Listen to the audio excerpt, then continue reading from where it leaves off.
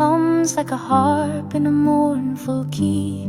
Ripples in grass, great waves in corn. It dances like it's newly born. Oh, listen now, it's not just play. The wind has tales to blow away.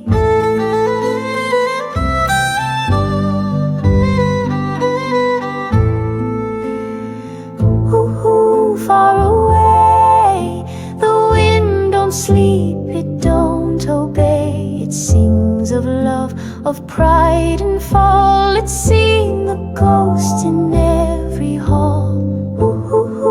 Far away, let the wind tell it come what may.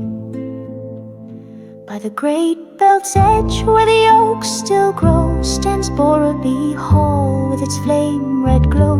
Once noble folk with silver spoons danced through gilded echoing rooms. Three daughters fair, so soft, so shy, a rose, a lily, a hyacinth cry. Far away, the wind recalls their finest day. The tapestries, the spinning song, the fires that flared before the wrong. Far away, let the wind tell it come what may. No prayers were spoken in that hall, only music, wine and pride stood tall. But even tulips bow with grace when the wind has touched their face. May Day came with fagots high, the flame crowned him the chosen guy.